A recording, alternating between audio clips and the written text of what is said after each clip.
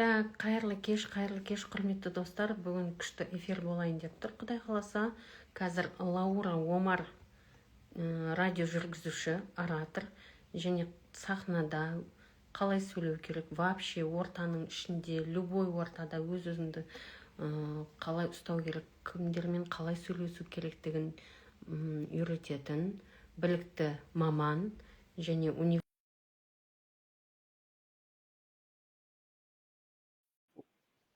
оқытушы неғып кетпей жатыр, присоединилась дейді.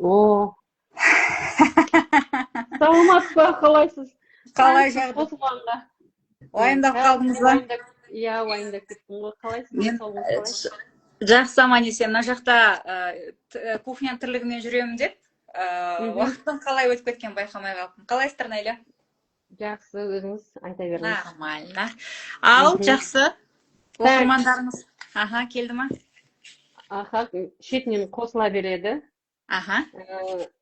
Лаура ханым, енді сіз радио жүргізуші, керемет оратор деп білеміз.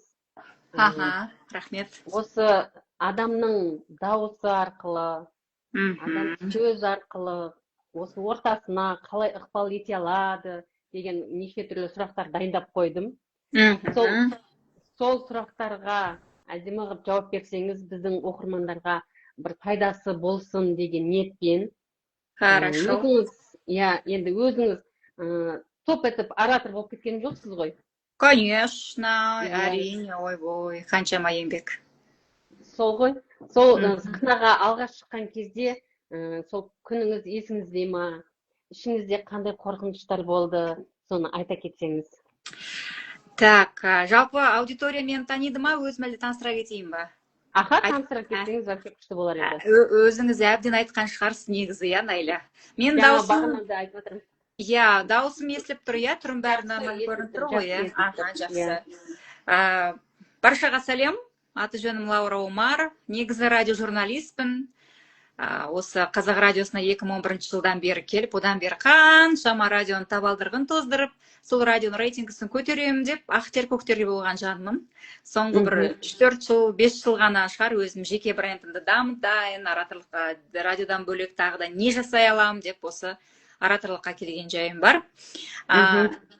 Радиода бір ғана мәселені айтайыншы, радио дыбыспен қабылданатын дүние.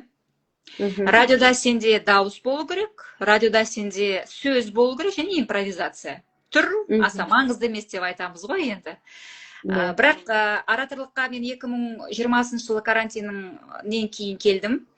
Сол кезде мен түсіндім, радиодағы дыбыс дауыстың өзін құбылтып, харизмамен жеткізбесең, ол дауыста қанша жерден әдемі, гүрілдеген болса да, баритон сондай бір, ода бір энергия болмаса, харизма болмаса, ол құр гүрілдеген дауыстан түк пайда жоқ екенін түсіндім. Ораторлыққа келгеннен кейін түсіндім. Қаншама әріптестерім бар, қазір мен оқып жүрген, бәлкім сіздің оқырмандарыңыз арасында сондай кісілер бар шығар, дауысым гүрілдеп қалған, эфирный дауыспен сөйлесем, ассалаумағалейкум десем, бара жерге өтем деп. Өтпейсің, мен сізге айтайын, дауыс әдемі болу маңызды емес, әрине керек. Дауыс әдемі болу маңызды емес, дауыстың сенімді болуы маңызды. Мен соны ораторлыққа келгеннен кейін түсіндім. Өзім қанша жерден радиожурналист болып ойбай деп кеудемді қағып, Қазақ радиосына шыққанмын, Той-думанда жұмыс істедім, бизнес ФМ құрсын, қазір Люкс ФМ радиосына жүрмін, кімсің? Журналистердің арасында Лаура Омар болған. Мен бірақ ораторлыққа келіп лаулаған Лаура Омар болып жүрген жайым бар. Сондықтан мен оқырмандарым және таныстарым барлығы білет. Сары түс көрсе Лаура, лаулаған дүние көрсе Лаура деп тұрады. Соның барлығы тек әдемі дауыс емес, сол өзімді оятып, өзімді өзгерте алғаным осы ораторлықтың арқасында. Бірді айтып екі кеткен шығармын, сол радиода бастадым, оратормын, одан қалды тренерлік қырымды дамыттым, қазір университетте сабақ берем, студенттердің бәлкім біреуіне жағымсыз, біреу сүйікті мұғалім шығарым, кім білсін, әйтеуір осылай әр жақтан нәпақамды тауып, ең бастысы халыққа пайдалы болсам екен. Мен де кезінде бүйтіп қалған, ұят болады деп жүрген қыздың бірі қазір 21 ғасырда қазіргі жастарға өзге ұлттың алдында қазақ лаулап тұрса екен, әр әріпін анық айтса екен, сөзін анық айтса екен, беріп жатқан дүниесін әдемі жеткізсе екен, ұят болады, мен істей алмаймын, қойшы микрофонды алып, жоқ мен емес, сіз сөйлей салыңыз, жоқ сізден кейін деген нәрсені қойса екен деген мақсатта осы ораторлықты дамытып жүрмін. Қазір енді кішкене демалыстамын, тіпті бүгін эфирге шығамын деп прогрессив жасаған жоқпын. Көрерді көреді, көрмейтінді қояды деген сияқты, еститін адам естиді, естімейтінді қояды деп. Сол жалпы сол 15 жыл радиода жүрмін, ораторлықта 5 жылмын, тренерлікте 5 жыл, университетте қазір 2 университет сабақ беремін, Камаладин және UIB деген 1 жыл 3 жыл болды. Сол жалпы енді басқа да тірліктер бар ғой, бірақ ең негізгі аудиторияма жеткізіп жүргенім осы 3 қырым. Тамаша, керемет. Сонымен эмоцияны қалай шығардыңыз? Жаңа сахнаға алғаш рет шыққан кезде қалай өздеріңізді? Негізі бар ғой, Найля, мен 1-ші сыныптан бастап сахнада жүрген адаммын. Сахнада жүрмін, сахнада бармын, ән де айттым, биін де биледім, жүргіздім де концерттерді. Бірақ мамамның, анамның шығындар, көріңдер, біз үйге 4 ағайындымыз, 4-еуміздің барлығын сахнаға, мамам шығындар деп өйткені маманың өзі арманы болғанда, сахнада жүріп болғандық жұмыс деген сияқты.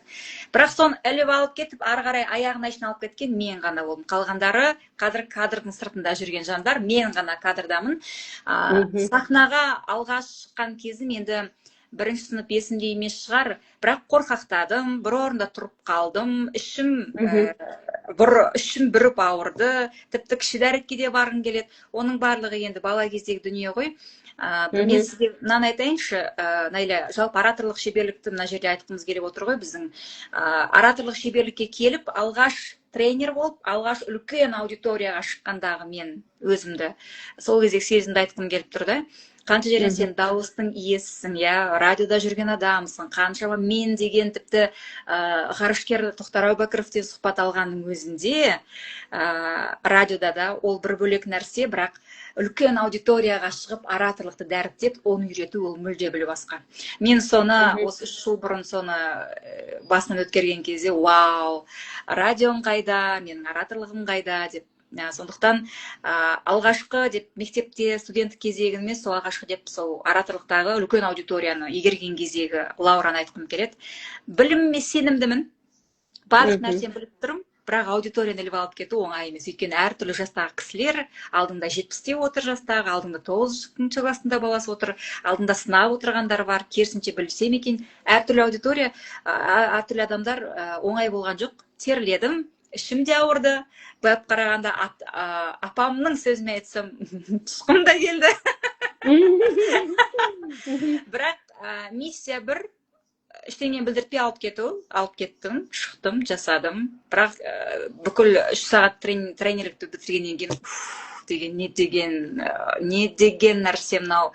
Мен 24 сағат эфир жүргізсем де радиода камераға қарамайсың, тек қана микрофон. Ал аудиторияда қаншама адамдар отыр. Қаншама көз отыр, назар, әрқайсының екі-екеу. Ол мүлде басқа екен, да. Жалпы сол, бәрібір қорқасың. Қазір 1 секунд. Қорқасың, барлы бір. Бірақ әйтеуір әрмен қарай алып кетесің ғой. Өзің түсінесің да.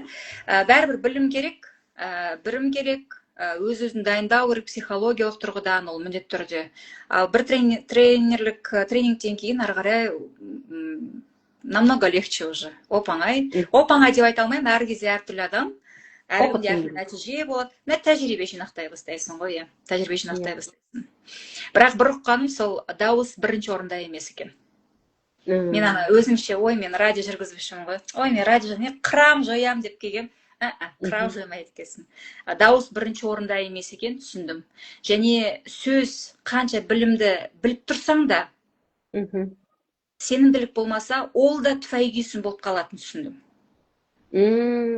Сөз бен дауыс 1-ші орында емес екен түсіндім. Одан кейін ол саған өзіңе деген сенімділік, өзіңе деген сенімділік бағанағы харизма, энергия, аудиторияны іліп алып кету сол нәрсені шығарып, сенімділік, харизма, энергия, живая, жестикуляция, қозғалыс болғаннан кейін барып ғана дауысың әрине сонымен параллельно шығады. Одан кейін ғана білімді алып кеткенде, білімді тартсаң, аудитория, мына кісі өзіне сенімді, значит, білімді жақсы беріп жатыр деп ұғады. Вот, мен әрдайым да айтам сол, дауыс пен сөз бірінші орында емес, сенімділік деп айтатыным сол. Иә, керемет. Лаура ханым, енді сіз өзіңіз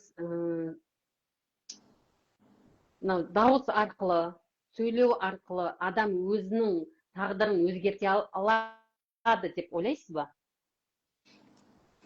Дауыс арқылы. Білесіз ба, Найля, ол проблемамен мен ол проблемамен келдім. Былайда мен кішкентайым кезінен 7-ші сыныптан бастап радиода жүрген адаммын да. Мен дауысым кейін қойылды. Кейін 2000 қазақ радиосында қойылды деп айта алмаймын. Кейін Energy FM 2017 жылы күнделікті эфирге шыға бересіз, сол кезде дауысым қойылып кетті өзінен өз. Арнайы жаттығуларды жасайтқызатын Мұрат Әбзелбаев деген ағайыма барсам да, ол кезде мен дауысым қойылған жоқ. Мен дауысым күнделікті тренажерный залға барған секілді күнделікті эфирге шыға беру арқылы қойылған. Негізі дауыс менде ешқашан комплекс болмаған. Мен дауысым әдемі емес. Біреудікі баритон, мен ондай емес деген, мен ешқашан дауыста проблема болмаған. Мен білем, өзім дауысым, минусым, жерлерін білем, және оны қай жерде күшті жеткізе алатынымды білем. Болды, да? Ал бір кісілер бар, менде комплекс дауысым онша емес. Бағанағы шәңкілдеп сөйлеймін, әріпін айта алмаймын, деген сияқты. Мен осы дауысымды күшті қылып жіберсем, андай өмірім өзгеріп кетеді дейтін кісілер бар да, негізінен. Мен соларға қараймда қалай деймін, негізі дауыс, бәлкім просто олардың бір гештальтын жабады, галочка ұрады, мен дауысымды қойдым, әдемі сөйлей бастадым, әріптерім анық айта бастады, анық сөйлеп, нық сөйлей бастадым, галочка қойылуы мүмкін да, бірақ ол прям өмірді өзгертеді деп айта алмас едім. Бірақ әркімге әрқалай, тағы да мен мына жерде шорт кесе алмаймын. Мен радио журналист бола отырып, дауыста особо бірінші орынға қоймаған дұрыс та емес шығар негізінен. Радио журналистер дауыс деп біз байып қарап дауысты бір алға қарай тартамыз ғой. Бірақ мен сізге айтайыншы, қаншама мәселен элементарно алысқа бармайық, айтыскер ақын бұрынғы, қазіргі коуч-мотиватор Айнұр Тұрсынбаева. Оны әріпін ешқашан айта алмайды, да? Оның бірақ экран артындағы харизмасы қандай. Мәселен, немесе қазір блогер жігіт бар, Астанада тұрады, орыс жігіт Алексей, бірақ қазақша күшті сөйлейді. Әріпін айта алмайды. Оның самоирониясы, оның харизмасы қандай, да? Егер мен дауысымды өзгертіп керсем, әріптерімді анық айтсам, мен күшті болып өмірім өзгеріп кетеді дейтін болса, солардан бастау керек едік, да? Просто бағанағы сіздің сұрағыңыз, дауысымды күшті қылсам, өмірім өзгереді деген нәрсе, ол әр адамның миына жеріндегі нәрсе. Онымен жұмыс жасайды. Это типа как мен бассейнде жүзе алмаймын, жүзіп үйрендім. Просто сенімділік пайда болды, и мен бір гештальтқа птичка қойдым, болды деген сияқты. Вот. Мен соған айтарым, рын айта алмайсың ба, нын айта алмайсың ба, ештеңе жоқ. Дауысың шәңкілдеп қалған болса да, баритон дауыс болса да, ең бастысы сенімді сөйлеш, жағында ашып, сенімді и күліп, харизманы қос сөйлесең болды, мимиканы қос. Ол барлық дауыс әдемі болып кетеді. Барлық дауыс әдемі болып кетеді. Туған табиғатынан қандай дауыс бар? Қоңыр дауыс па, қоңырдан кейінгі басқа дауыстар ма, дауыстың бәрі әдемі болу. То есть, мәселен сіз Найляда бетіңіз әппақ жылтырап күшті отыр, мысалға да, мен бетімде сепкіл. Мәселен бет, сіз сияқты бетіңіз жылтырап отырамаймыз ғой? Иә, жылтырап отырамаймыз. Тура сол сияқты да, бәріміздің дауысымыз әдемі болу маңызды емес, бірақ дауысымыз сенімді шығу керек. Нық, таза және мимикамен сөйлеп, күлкімен күліп сөйлесек болды. А так дауыстың бір жуан болып, прям дикторлар сөйлесеген сияқты қылып мынандай болу аса маңызды жоқ. Мен жеке өз басым соны басынан өткердім және әлде соны насихаттаймын. Күшті. Мен де әріпін толық айта алмаймын ғой, байқайсыз ба? Байқадым, өткенде сіз өзіңіз айтқаннан кейін байқай Адамдар маған бастадым. бүйтеді, пунцовенькасың ғой сен дейді. Аха. Ештеңесі жоқ, ол нормально. Егер өзіңізге ыңғайлы ма, жарайды, р әріпін шығармай ақ қойыңыз, бірақ ол р әріпін шығаруға да жұмыс істеуге болады негізінен. Өйткені сізге де өзіңізге де айттым ғой негізі. Р әріпі ол тілдің тонусы жоқ, әлгі пресс, іште пресс болмаса, ішіміз шығып кете береді, май бас. Пресс болса, ет ұстап тұрады, тура сол секілді. Егер тіліңіздің қызметі нашар, тонусы жоқ, еріншек, ана бала кезде ой Найля деп еркелетсе ата-анаңыз, сіз р әріпін айта алмайтын еді, айта алмайсыз таки.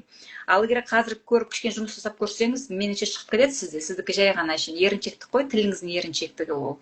Тонусы жоқ тіліңіздің. Сол ғана деп ойлаймын. Жұмыс істеп көру керек. Және ол да мына жерде тағы да Найля, егер мен р-ны күшті айтып кетсем, күшті өмір өзгеріп кетеді деген нәрсе жоқ ол да. Сіз вот понимаете, вот тура сол. Сізге комплекс емес, а бағанағы дауысына комплекстайтын адамдарға ол возможно дауысын вау жасап алса, возможно, оның өмірі өзгеруі мүмкін. Мәселен, қаншама жігіттер бар да, дауыстары мынандай, қызға барып сөз сөйлесе саламайды, өзіне сенімсіз жігіттер. Вот сол жігіттерге дауысты қойып, баритон жасап, сосын барып қарындас сағатыңыз қанша десе, естественно, ол кезде өмірі өзгереді уже. Поэтому дауыстың андай өмірді өзгерту деген нәрсе әр адамға байланысты. Сол ғана. Келесі сұрағым мынандай. Радиода сөйлейтін дауыс пен сахнадағы дауыстың арасында қандай айырмашылық бар? Айырмашылық болады. Әрине, сол бір дауысты қолданасың, бірақ дауыста, радиода дауыс әдемі естіледі. Неге? Өйткені сен осындай кішкентай бөлмеде акустикасын ұстайтын сондай бір арнайы бөлмеде отырасың. Әлгі микрофонның настройкасы бар деген секілді. Фильтрлер қойып қойды, мынандай домалақ-домалақ. Иә, радионың өзінің бір әлемі бар. Ол жерде сен өзінен өзің басқаша сөйлей бастайсың.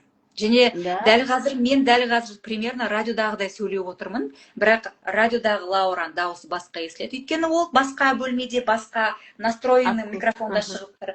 Ал мына жерде ондай емес, ауаға кетіп жатыр дауысым. Ауаға кетеді. Сондықтан ол радиодағыдай әдемі естілуі мүмкін. Тура солай, сахнада да, радиода бір дауысты қолданасың, бірақ радиода сенен басқа ешкім жоқ. Адамды сен микрофон алдында отырады, артында көрмейсің адамдарды. Ал сахнада адамдар отырғаннан кейін сен адамдардың көзіне қарап, мен сөйлегеніме қалай бұлар әсер етіп жатыр деген көзбе-көз түйіскен кезде сен уже басқаша жүргізе бастайсың.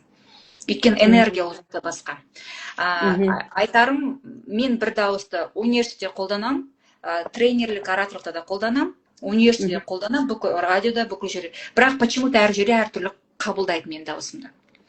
Мәселен, сториста басқаша естіледі деген сияқты. Ол сол жердегі акустикаға байланысты, адамдарға сен біреуге өтпей жатсаң, саған өтеймін деп екі есе қосасың, бағана мимика, харизма деген сияқты. Ал радиода собой қажет жоқ, өйткені ол жақта бір микрофон, бір не. Өзімен жеке отырып, рахаттанып сөйлей бересің десеңізші. Иә, мәселен тойда басқа, тойда тілекті айтқанда мүлде басқа. Өйткені ол жақта басқа атмосфера, басқа адамдар. Ойны бір тамада жай мәселен, не деген сөз деп қалса, мен тамадаға өткен екен деп бүйтіп қаласың ғой өзінше болып мәселен. Сол кезде дауыс құбыла бастайды, күліп бастайсың. Понимаете? Дауыс құрал, бір құрал, бірақ оны әр жерде әртүрлі қабылдайды. Бір нәрсені әркім әртүрлі қабылдайды. И сол қабылдауға қарай сен сол құралды пайдалана бастайсың. Солай түсіндіреді мені. Мен де мысалы тойға барған кезде микрофон ұстасам, бір арқам қосып кетеді да. Әшейін де айтпайтын, мақал-мәтелдер кетіп қалады май, өсиет кетіп қалады май, өз-өзін ұстаймай, Найля кетті, отауды дейді ғой. Вот түсінесіз, вот сол сияқты нәрсе. Сол сияқты, аха. Ал үйде уже басқаша сезінесің. Айналаңдағы адамдарға қарап отырып, өзіңді сөйлей бастайсың. Ахатя бір Найля. Тура сол сияқты. Бір адам, бір дауыс. Бірақ радиода бір бөлек пайдаланасың, ана жақта. Сосын радиода уақыт өлшемі бар ғой. Мәселен, біздің әндердің арасында сағатын 3 рет шықсақ, 40-ақ секундтан шығасың. 40 секундта сен көп нәрсені айтып үлгеруің керек, ақпаратты айтып үлгеруің керек, радионың иә, сол ұрандарын айтып үлгеруің керек, жарнамаға кезек беріп үлгеруің керек, иә, аты жөнді айтып үлгеруің керек. А мына жерде тойда 40 секундың көз ашымғанша өте шығады ғой. Сондықтан дауыс бір, бірақ пайдалану құралы пайдалану жері әртүрлі болады. Менде дауыс иә. мәселен қазір әдеттегідей сөйлеп отырған сияқтымын, бір жерде жуан болып кетеді, әр кезде әрқалай менде даусым. Жай ғана әріптерді анық айту мүмкін. Может быть, қазір контроль ұстамай тұрған шығарсыз. Контрольдан бұрын, енді қазір еркін ғой үйде, Иә, жексенбі Иә. от души, тамағыңды ішіп алып, қарнын тойдырып алып, диафрагма деген ұмытып жұмысты кеткенсің. уже жұмыс ретінде қабылдайсыз да, и уже басқаша Иә. отношение дейді ғой. Сол Өзіңді Сондықтан Иә. бағана сіздің сұрағыңыз сол, радиода да, эфирде, сахнада дауыс бір нәрсе болғанымен, бірақ әр жерде әртүрлі естіледі, әркім әртүрлі қабылдайды. Мгм. И дәл осы жерде мына сұрақты, прям маған өте маңызды сұрақ. Аха. Сөздің энергетикасы Мгм. бар ма, и сіз оны қалай сезесіз? Сіздің энергетикасы. Аха. Құдіретті дейді ғой. Әрбір Мгм. сөз құдіретті дейді. Өзінің құдіреті бар дейді. Соны қалай сезінесіз? Сөз дейсіз ба, мен жалпы өз басым аса қатты әдебилеп, әдеби сөздерді қолданып, мақал мәтелдетіп, сондай бір нандай қыз емеспін, сондай тренер емеспін мен жалпы. Мен ой шарластырып жүремін керісінше. Студенттерге өту үшін, студенттерге түсінікті болу үшін, солардың тілінде, жаргон тілінде сөйлеп, солардың деңгейіне түсіп деген сияқты. Сөздің құдіретін мен сөздің формасына емес, мен кез келген нәрсені айтсам, адамның қабылдауына қараймын. Мәселен, жай ғана бір кейде болады біз, мәселен, университетте, тренерлікте, ораторлық шеберлікте айтайыншы. Сабақ түсіндіріп тұрасың, мысалға бір нәрсені айтамын. Сторителлинг бір әңгімені айтып жібердім да. Ол негізі жай мысал ретінде айтылған дүние, бірақ аудиторияда, студенттер, тренерлікте, ораторларым арасында ол дүние бір адамға сол моментте керек болуы мүмкін да. И сол деген сияқты, мен соны маған сонда ойлап едім, сіз тура айттыңыз ғой деген кезде ғана мен, вау, мен ана әңгімені бекер айтпаппын. Ол мен айтқызайын, по идее, Құдай айтқызады да. Кез келген жаңа тақырыпқа мен мысал келтіремін. Бір мотивациялық әңгіме болуы мүмкін, өзім басынан өткен сторителлинг болуы мүмкін, немесе бүгін жұмыстан қайтып бара жатқанда бір нәрсені көріп қалдым, соған тоқтап қалдым, оказывается осындай екен ғой дедім деген сияқты. Просто ойымды айтқан кезде отырған адамдардың біреу әйтеуір, мен бүгін тура соны ойлап едім, тура сол нәрсені қалай сіз айта салдыңыз деген сияқты. Мен үшін сөз құдіреті солай. Әйтпесем бір әдемі бүйтіп бүгінгі күн қандай тамаша деген сияқты тізе шыққан дүниені айтып, одан адамдардың күшті болып кететін әркімнің әрқалай ғой енді. Арнайы бір сөз андайымдай деп айта алмаймын, бір мотивациялық сөздер бар шығар, бірақ көбіне көп менде солай кездеседі. Бір дүниені айтсам, әңгімені, сторителлингті, сол отырған жандар, мен тура осыны ойлап едім жақында, тура алдыма келді, саған надо же дегенде ғана деймін. Сол. Ал бірақ ақындар, жазушылар ақындарға салсақ, әрине олар өлеңдетеді, керемет жазады, мәселен, сол кісілерден сөздің құдіретін сұрауға болатын шығар, негізінен. Ал мендегі ораторлық шеберлік өміріңізде ондай не болған жоқ па? Нақты бір сөзді айтып, сол сөзден деген адамды білмеймін, бар шығар, ұмытып та қалдым, особо мен. Шыны керек бар ғой, Найля, мен сөзге көп мән бере бермеймін. Мен сізге айтайыншы, менің тіпті инстаграмымда жазып тұр, энергияңды лаулататын тренер деп. Мен көбіне энергиямен жұмыс істеймін, мен көбіне адамдардың қозғалуымен жұмыс істеймін, қылықтарын шығарумен жұмыс істеймін, дауысы бар, дауыстың құбылтуды, дауыстың энергетичесіне жеткізуді, мимика, жест, энергия, харизма, вот сонымен жұмыс істеймін да. Әрине, оның арасында теория, сөз, қалай импровизация жасау кетеді, әрине айтам обязательно. Бірақ мен в целом, мен дәріптеп жүрген ораторлық шеберлікте дауыс пен сөз бірінші орында емес та, бірінші орында бағана сен энергияң, сенің қозғалысың, сенімділігің, сенің психологиялық тұрғыда дайын болуың, менің сол нәрсе. Егер осы нәрселерді сен күштеп дамытып шығарып алсаң, сөз бен дауыс ол по-любому келеді. Ол сенде бар нәрсе, Ол сенімділік оятқаннан кейін, психологиямен жұмыс істегеннен кейін, қозғалысың, харизма, мимика пайда болғаннан кейін, сөз бен дауыс өзін автоматик, мені әлемге шығаршы, мені танысшы дегісі келіп тұрады. Біз просто іштегі бар нәрсені жауып қоямыз да, мен бүйтеді, сөздік қорымды дамыту үшін кітап оқиын ба дейді. Айтамын, кітап оқыма. Сен бірінші бағанағы энергияңды, харизмаңды соларды оятып ал, кітап сенің ішінде жатыр.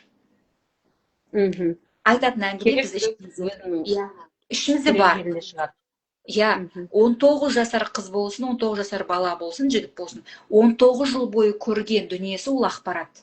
Алматы туралы айтып бер десем, ол Алматы туралы айтатын әңгімесі бар. Өйткені ол Алматы қаласында тұрады, біледі, көреді. Ол үшін арнайы дипломдық жұмыс жазып, кітап оқудың қажеті жоқ Алматы туралы. Немесе айтады, мен туысқандарым ортасына барып тілек айта алмаймын дейді. Сен тілек айта аласың, сенде просто сенімділік жоқ. Сен психологиялық жұмыс, психологпен жұмыс істеуің керек, сенімділік жоқ, бағанағы біреу не дейді, анау не дейді, сосын барып харизма, энергияң жоқ. Олар көтерсең, дауыспен сөз автоматик шығады. Тілек сенен ағылады, төгіледі. Өлең жазып бастайсың. Барлық нәрсе бізде ішімізде, просто шығара білуіміз керек та. Мына жақты дамытпай жатып, сырттан іздей берсең, ол су толы бокалға тағы да су құйған сияқты боламыз да. Бокалдың іші онсыз да су толып тұр ғой, таза болсын, таза болсын. Біз сол бокалдың ішіндегі сумен тазаланып жұмыс істеп үйренуіміз керек та. Сосын барып ары қарай қайтадан басқа су құюға болады. Мен енді сізге явно барайын деп тұрмын ғой. Келіңіз. Сізден сабақ алып, мені жұлдыз қылып шығарыңызшы деп айтайыншы деп тұрмын. Давайте. Жұлдыз болу. Енді білмеймін, жұлдыз болу мақсат па, мақсат емес пе, ең басты аудиторияңды нәтижемен жұмыс істесеңіз болды ғой. Мен өзім жұлдыз емеспін ғой, топашылар. Байып қарасам. Енді білмеймін, радио жүргізуші деген мен үшін ол жұлдыз. Өйткені каждый шофер біледі да. Машина жүргізуші барлығы біледі. Кімнің қандай ведущий екенін, кімнің қалай әңгімесін жеткізе алатын, жаңа сіз өзіңіз айтып отырсыз ғой, өзінің энергиясымен, өзінің сенімділігімен қалай жеткізу керек екенін. Күшті болып жатыр, маған ұнап жатыр, болды, енді Құдай қаласа мен сізге жазылайын деп тұрмын. И мына сұрақ, жақсы сөйлеу, оны бірақ шет жағасын айтып кеттіңіз ғой, табиғи талант па, әлде үйренуге болатын дағды ма? Жақсы сөйлеу дегенді ашайықшы, не ол? Жақсы сөйлеу сіздің, немесе осы жерде отырған аудиториядан сұрайықшы, жақсы сөйлеу деген не сіздер үшін? И Найля сіз үшін де. Жақсы сөйлеу дегенді ашайықшы. Не ол сіздер үшін жақсы сөйлеу деген?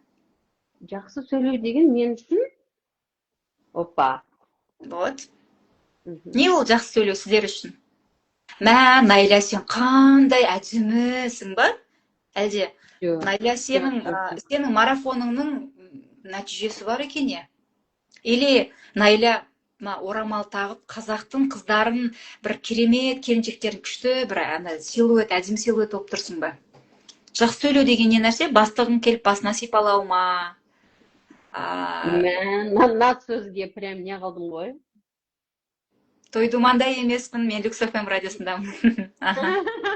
Иә, Люкс ФМ радиосына ауысып кеткелі 1,5 жыл болды. Жақсы сөйлеу деген не сіздер үшін айтыңыздаршы? Мәнерлеп сөйлеу. Окей, мәнерлеп сөйлеу деген не нәрсе? Ашыңыздар.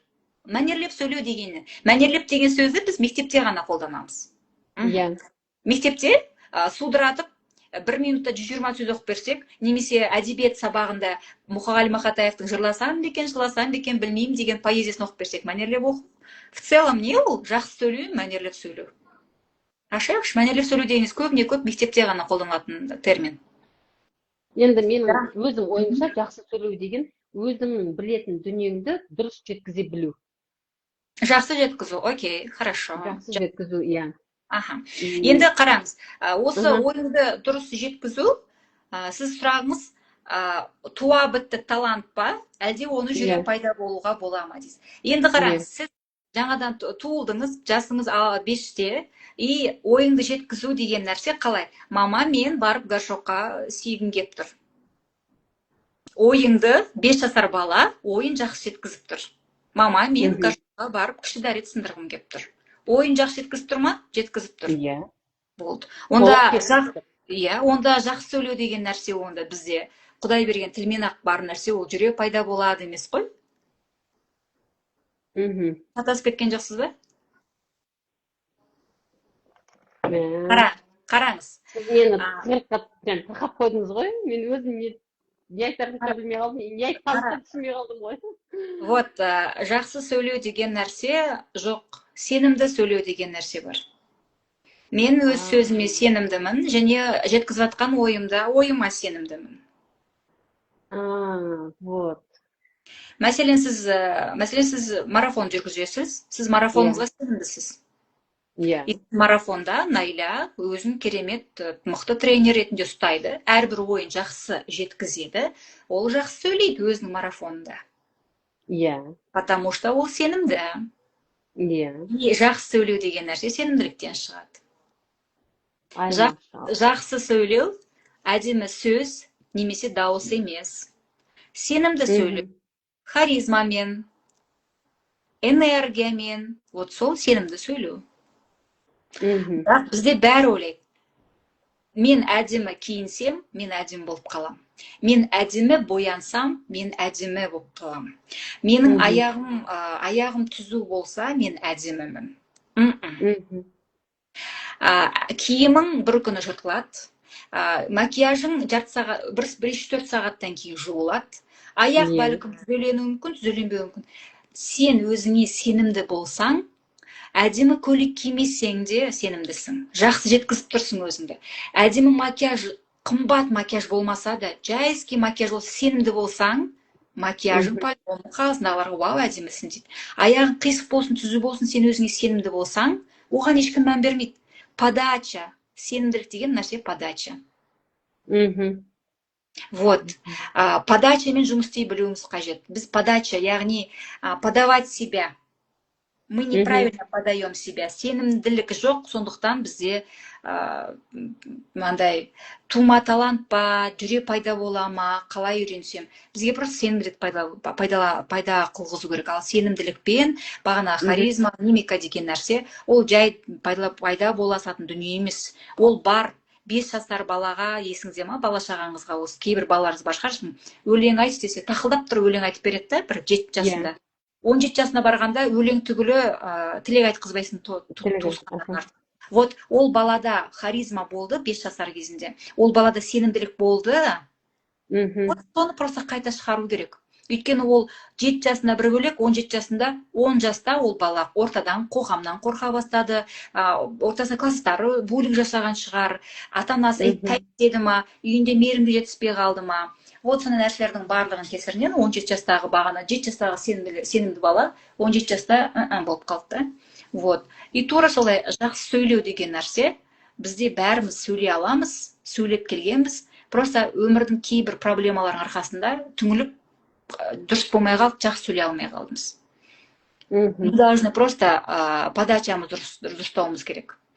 Мәселен, мынандай мысалды әрдайымда айтамын өзім тренингімде, Найля, сізде енді ел адамыз көп баланан аласыз ғой, былай қарағанда. Мәселен, оп-оңай палау пісірдік делік. Енді тамақпен түсініп болмайды. Палау пісірдік. Палауыңыз өте дәмді. Бірақ ыдысыңыз бір ескі болып қалды, өйткені жаңа ыдыстар анау жақта әлі көшіп келмеді. Үйде бір әшейін қолданып келген үйдің тірлігін. Қонақ келеді, бірінші неге қарайды? Ыдыс аяққа. Найля мені не істеп тұр? Найля мені менсінбей тұр, маған қараш үйінің ыдыс аяғын. Маған сервис қоймапты. Маған жаңа ыдыс аяқ қоймапты. Дейма, жай ғана палау. Палауды жейді, 3-4 қасықтан кейін тамақ дәмді болыпты дейді. Тура осындай ситуация, палау пісірдіңіз, бірақ қонақ ерте келіп қалды. Дереу тамақ салып беру керек. Сәл жесеңіз тісіңізге кіреді күріш. Бірақ ана подачаны өлтірдіңіз енді. Жап-жаңа тарелка, қасына ачучугы бар, енді шикарно. Қонақ не істейді анаған қарап? Мәз болады. Вау, не деген подача. Бірақ біраздан кейін палауды жейді, 3-4 қасықтан кейін не істейді? 3-4 қасықтан кейін тісіне кіреді, мына палаудың бір 5 минут тағы да пісетіні бар екен ғой, деді. Мәселе, сіздің даусыңыз бен біліміңіз бағанағы палауда.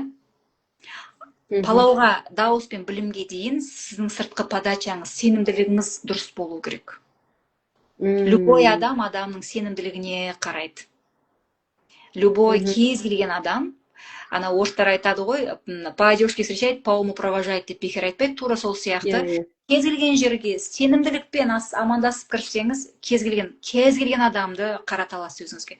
Бізде сол амандық саулықтан бастап сүрінетін, құлайтын адамдар, қазақтар көп та, міңгірлеп деп дұрыстап амандаспайтындар көп. Сондықтан мен студенттеріме әрдайым айтам, өздеріне нық сенімді болыңдар. Аны орыс апай, орыс студенттерінің қасында міңгірлемей, бүйтіп тұрыңдар, қазақпыз деп, кеуделерін қағып тұрыңдар, бүйтіп тұрыңдар деп айтам. Орысша білмесең де хотя бы қазақша сөйле деген. Без проблем, нормально ештеңе жоқ. Сол сенімділіктен кейін ары қарай уже қасындағы адамдар мысын басып алғаннан кейін, ох, он такой уверен в себе дегеннен кейін барып, ананың ішіндегі дауысымен сөзін шығара берсе болады да уже. Сондықтан мен көбіне көп осы подачамен жұмыс істеймін. Мендегі ораторлық шеберлікте әрине дауыс, барлығы бар, бірақ көбіне подачамен жұмыс істеймін. Енді прям мына эфирден кейін мен енді прям қатты түсінгенім, адамның сенімділігі мықты болса, любой проблеманы шешуге болады. Болады. Әріпін айта алмасаң да, мақалдат сөйлей алмасаң да, екі сөздің бірінде орысша сөз қоссаң да, тіпті ешқандай кітап оқымасаң да, кез келген адамға қазір энергияның заманы ғой. Энергияның заманы, иә. Мына жақта, сондай әйелдерский әңгіме отыр. Енді әйелдер отырғаннан кейін әйелдердің болын айтамыз ғой негізінде. Жоқ, сөйлеген кезде адамдар ең көп жіберетін қателік. 3 қателікті айтып бересіз ба? Көпшіліктің алдына шығып сөйлегенде ма? Иә, көпшіліктің алдында сөйлеген кезде жіберетін 3 қателік, топ 3 қателік. Енді егер сөзіне келсек, сөзіне дайын емес қой, сөзі жоспарлаған жоқ, сөзін дайындаған жоқ, сөзінің басы бар, аяғы бар, ортасы жоқ болып қалады да. Басы ана қорытындысын басында айтып жібереді, басын аяқ жағын айтады дегізеді. Кез келген әңгіменің, тіпті тост тілектің кіріспе негізгі бөлім қорытындысы болады. Тіпті тілек айтудың, импровизацияның, өсектің, бәліп қарағанда интеллигент өсектің өзінің теориясы бар, жоспары бар. Сол нәрсені білу қажет. Көпшіліктің алдына шыға салады, микрофон беріп, немесе бітті шығады, абдырап қалды, не айтам, не қоям, менің атым кім еді деп қалады. Сондықтан кез келген жерде бағанағы курсында әрдайым үйретем, сөйлеу құрылымы, структура речи обязательно, и импровизацияның теориясы, тост тілектің осы 3 теорияны жаттап алса, кез келген ортада, мейлі алдыңда президент отырсын, шетелдіктер отырсын, сен өзі білесің, кіріспен былай бастайын, так негізгі бөлімді былай айтам, былай қорытындайын, нормально шығып кетем деген сияқты. Сол сөйлеу құрылымын білу керек біріншіден. Екінші, бағанағы не бар? Паразитті сөздер. Жаңағы, типа, паразитті сөздер бар ғой. Соны өте қолданамыз, өкінішке қарай, кейде менде де болып қалады. Мәселен, анау телеарнаға көреміз шоу, Астарлы ақиқат телеарнасы бағдарламалар шақырғанда, сұрақ қойып қояды ғой, қойып қалады. Сол кезде ойымды нақтай алмай қалған кезде, өйткені ойым шашырап кетеді, сол моментте менде де кетеді паразиттік сөздер.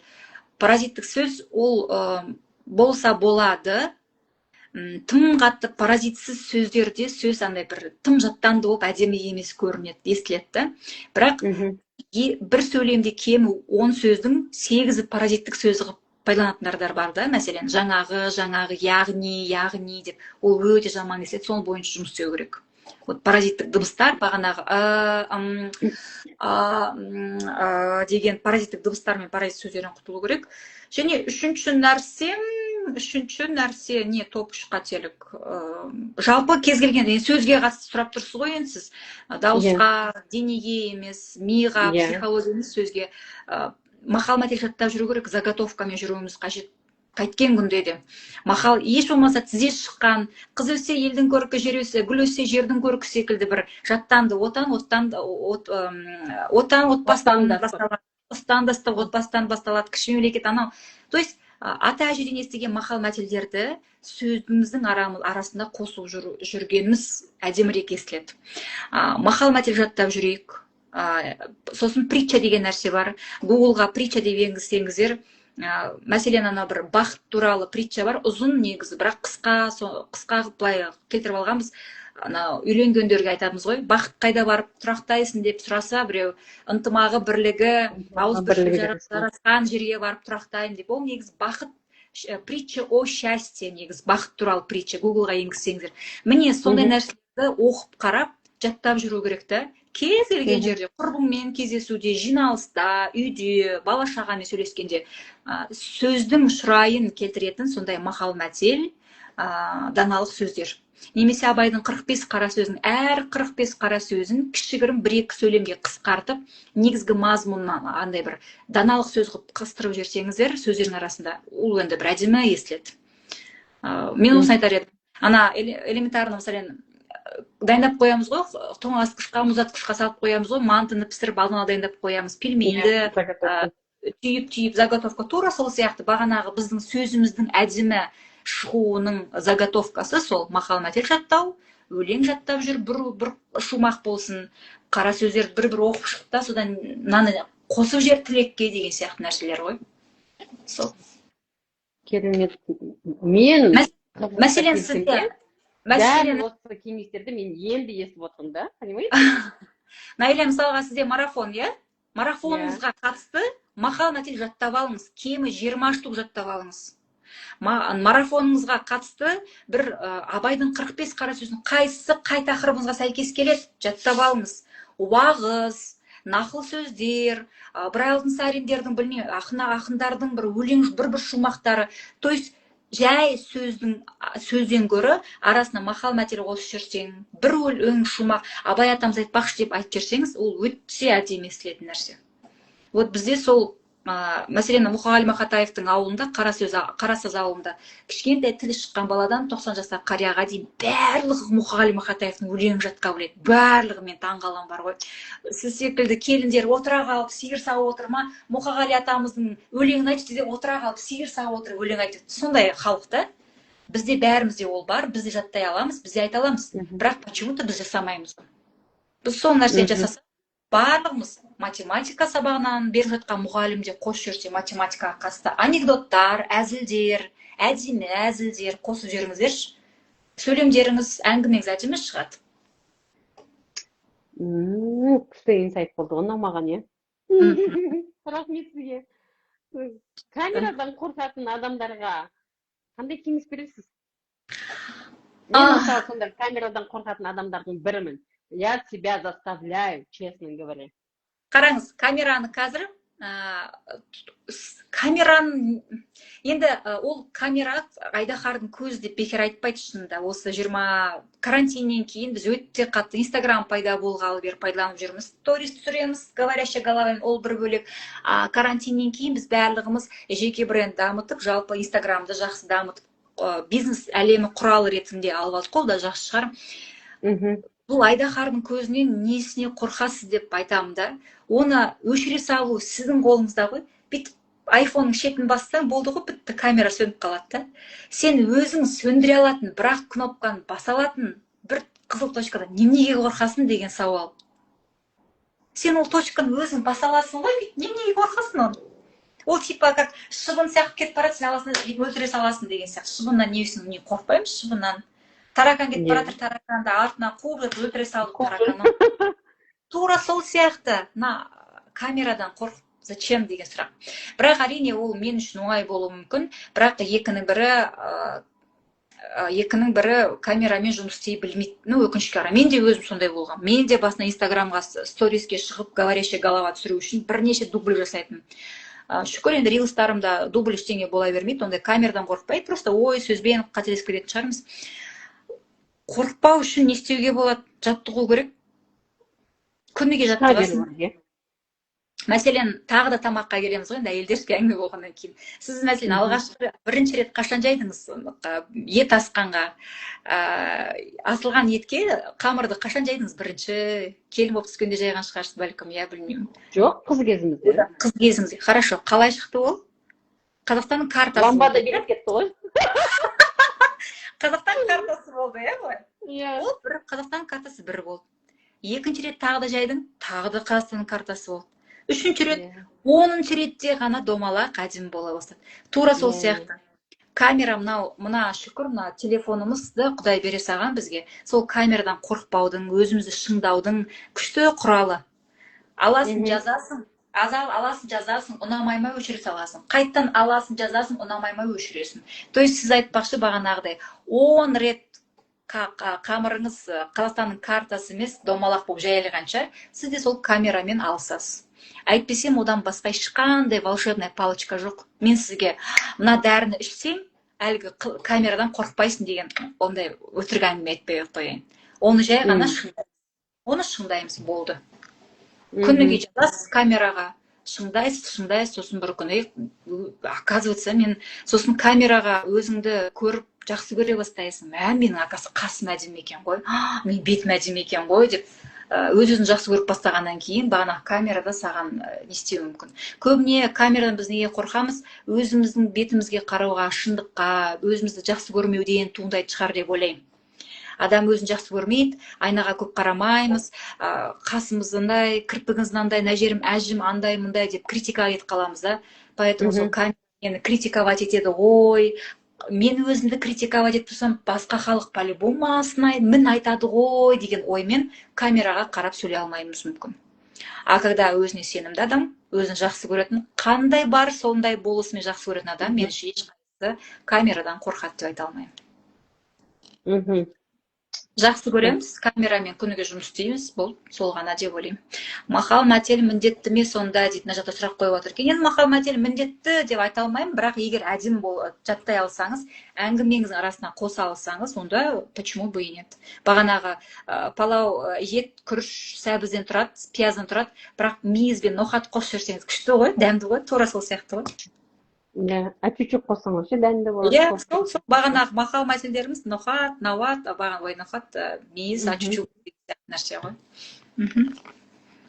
Енді Лаура ханым, сіз енді көптеген шәкірттеріңіз бар, оларды тәрбиеледіңіз, дұрыс жолға қойдыңыз, дауыстармен жұмыс жасадыңыз, сенімділіктерін арттырдыңыз.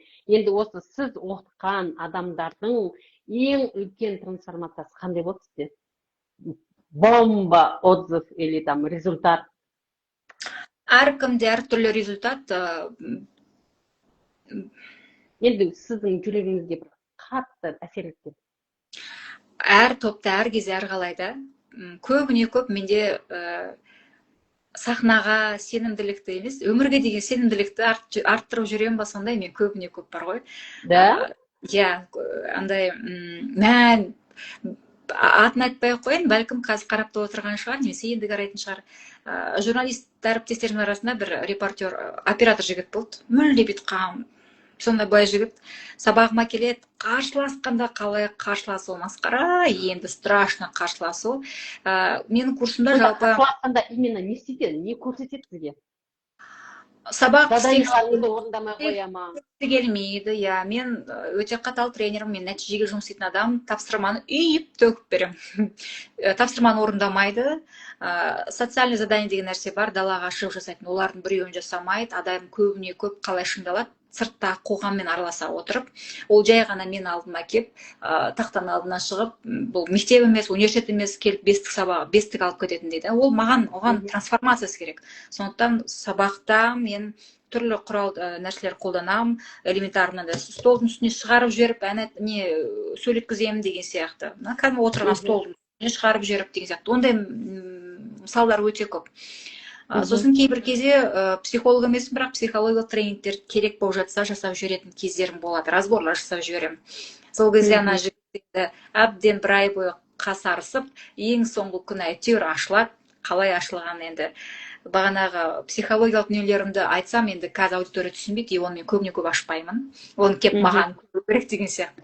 Бірақ ана жігіт кейін журналистер әріптестерінің ортасында бір туған күнде болып қалсам, Лаура, сен, мәселен, Берікті не істегенсің дейді. Не болып қалды сен?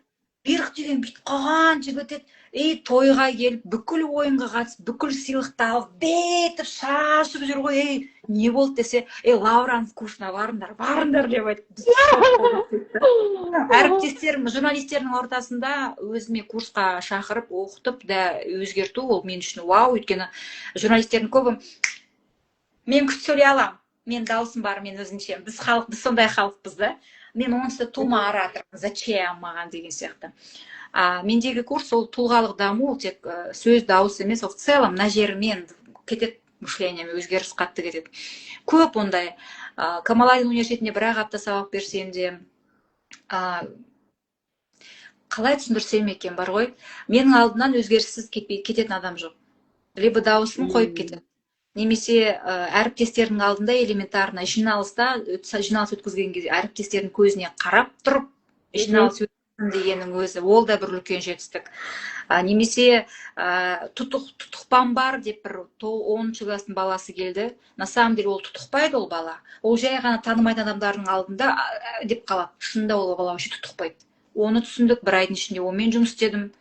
Надо же, папасынан қорқақтайды ол бала. Папасы звондаса деп қалады, менімен сөйлесе күшті сөйлейді, достарымен күшті сөйлеседі.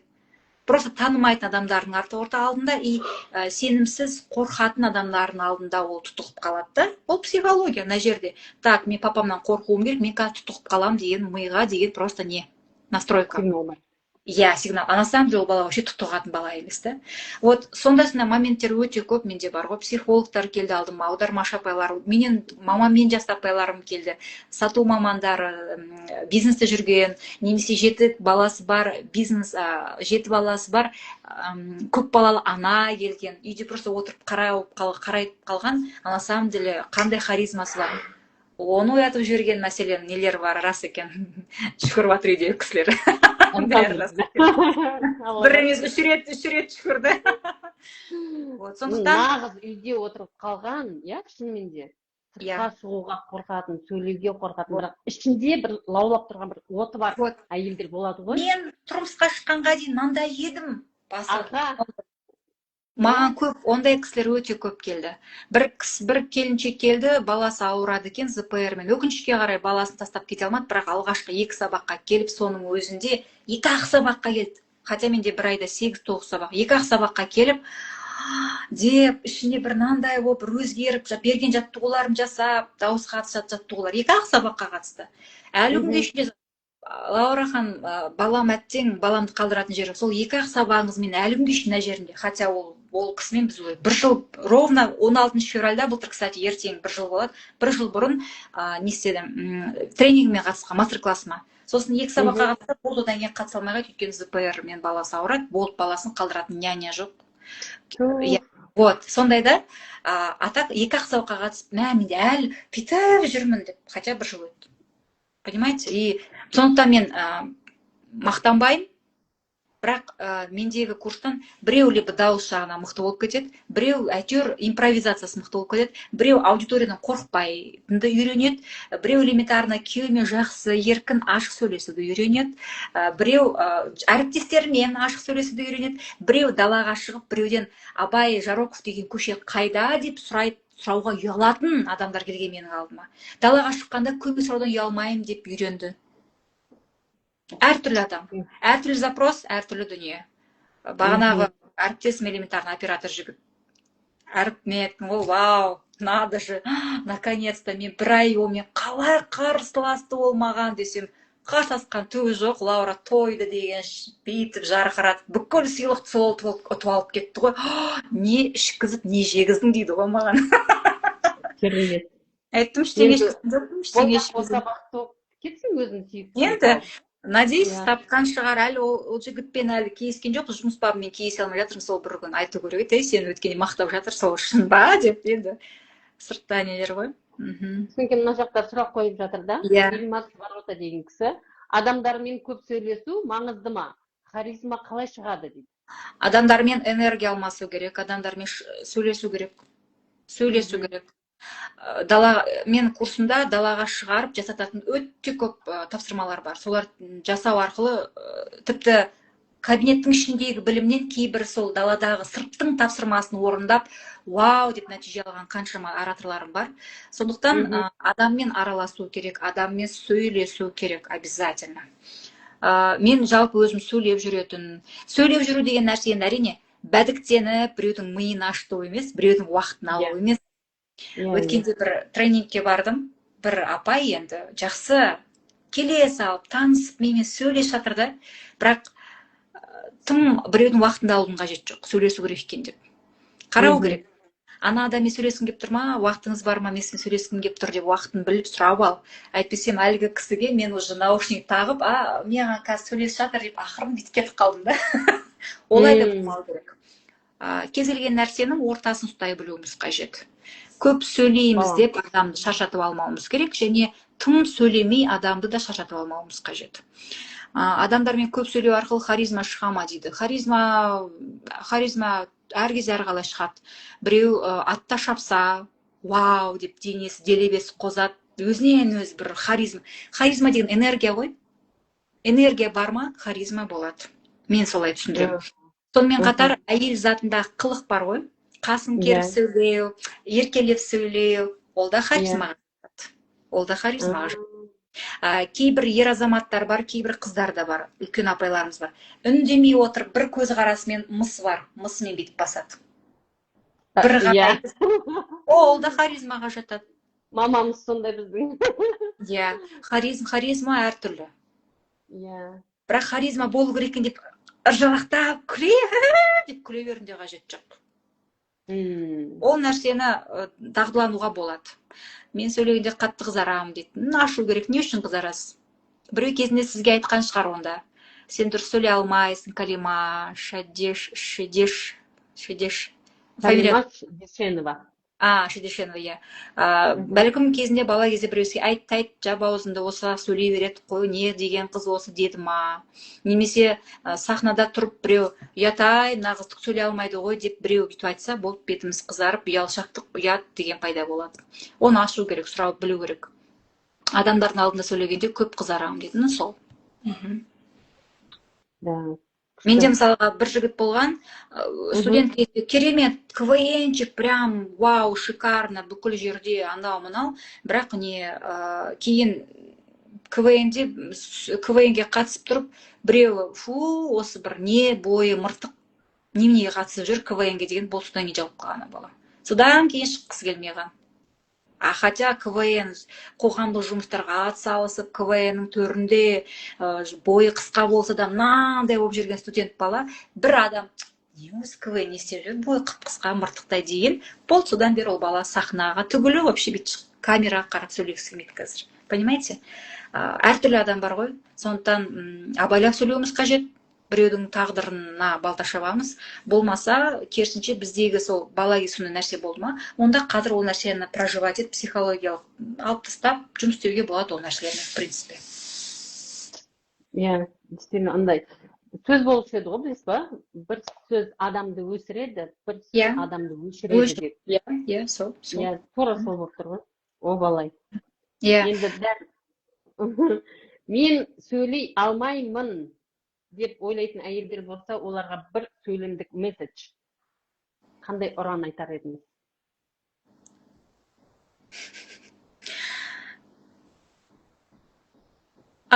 Ника Вучич бар ғой, білетін шығарсыздар, білесіздер ғой? Иә. Ника Вучич, аяқ қолы жоқ. Жоқ, иә. Оның қасында біз аяқ қолымыз жоқ, бірақ жүре алмаймыз деп айта аламыз ба? Аяқ қолымыз бар бола тұра. Жүре аламыз? Иә. Тура сол сияқты, мен сөйлей алмаймын, тілің бар, жағың ашылады, тілің сөйлейді, дауысың, дыбысың шығып тұрғандар, сен сөйлей алмаймын деп, какой имеешь право? Вот. Мылқау болсаң, деп сөйлей. Окей. Бірақ тура бағанағы, Ник Вучичтің аяғы жоқ, қолы жоқ. Бірақ оң жақтағы құймышақ жағынан бір кішкентай бір нәрсе шығып тұр, сонымен құймышағымен бүкіл залды, аудитория, мыңдаған аудиторияны басқарып, сахнада былай жүреді, былай да жүреді. Оның қасына біз неге жүре алмаймыз? Біздікі дұрыс емес, біздікі күнә. Тура сол сияқты, мылқау болмасаң, қалай сен тілің бар, жағың бар, дыбысың бар, дыбысы әріптер айта алып тұрсың да, қалай сен сөйлей алмаймын деп айтасың? Расымен. Сондықтан кетуіміз керек, и тек қана алға қарай жылжуымыз керек қой. Жылжуымыз керек, әрине, шүкір, жылжуымыз керек. Любой нәрсе тәжірибе, сабақ. Мәселен қараңыз, бір кісілер бар, иә, қазір өзімізде ақпараттық заман ағында өмір сүріп жатқан адамдармыз, қазір өзіміз толық бір әңгімені оқып, соны түсінік айтуды біз одан қалғанбыз қазір. Әрине, мен енді тренермен ондай емеспін, оқимын, сразу түсінігін айтып бере аламын. Біз мектеп кезінде әдебиет пәнінен қалай істеуші еді? Түсінігінді айтып кел деп айтушы еді ғой. Мәселен, не, Шоқан Уәлихановтың өмірбаяны. Оқисың, түсінігінді айтып келесің. Қазір мен бірінші курсымда түсінік айта алмайтын балалар өте көп. Он бірінші курстың баласы барлығы сотовыйда жабысып қалған, чат GPT, олар оқыса да миына қонбайды.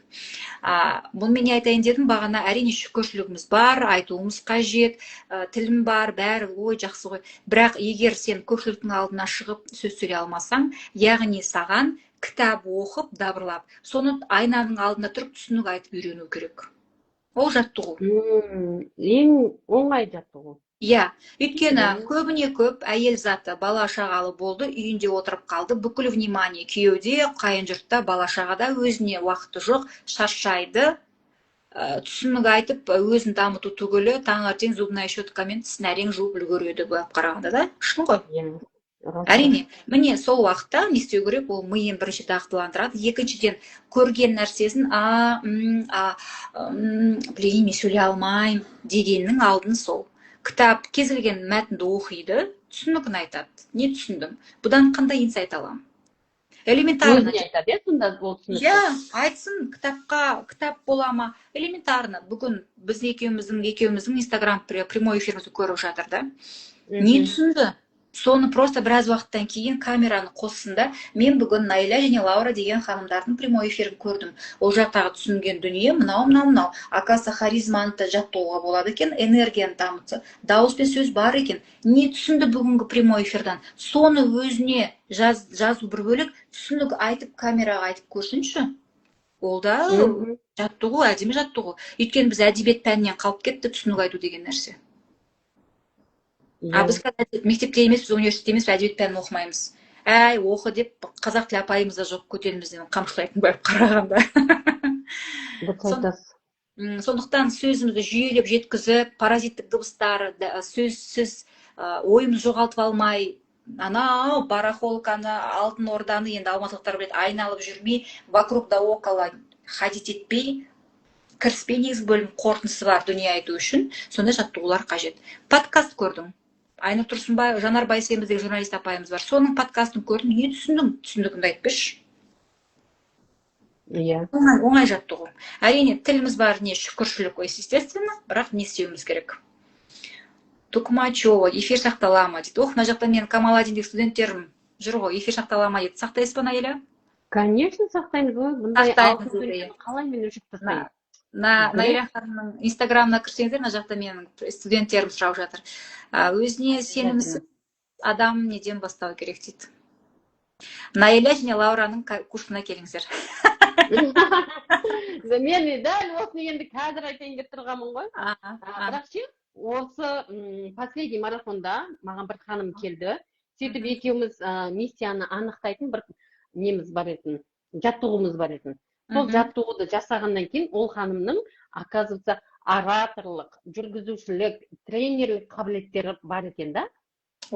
Дикциясы ұнап қалды да, біреуміз адамға сөйлеген кезде жағымды сөйлейді, қалай сөйлеу керектігін барлығын өзі де біліп тұр. И сол кісілерге, бірақ ол кісі шалғай ауылда тұрады екен. Сол кісіге, болмаса сол сияқты кісілерге қандай кеңес айтар едіңіз? Неден бастаса болады? Неден бастаса болады? Ютубта енгізсе, қазақша, орысша, ораторлық шеберлікті дамыту деген сабақтар өте көп. Қараңыз да, мен мына нәрсені, әрине бұл қазір жарнама болып, бірден өзіме кел деп, өзім жарнамалап кетуім мүмкін да. Былай нәрсе да, Найля. Былай шындап келгенде, түптеп келгенде, ғаламторда бізден де мықты көп ақпарат бар. Бірақ ол ақпаратты біз жай ғана оқимыз, болды, миымызда сақтап қаламыз. Практика жүзінде далаға шығармаймыз.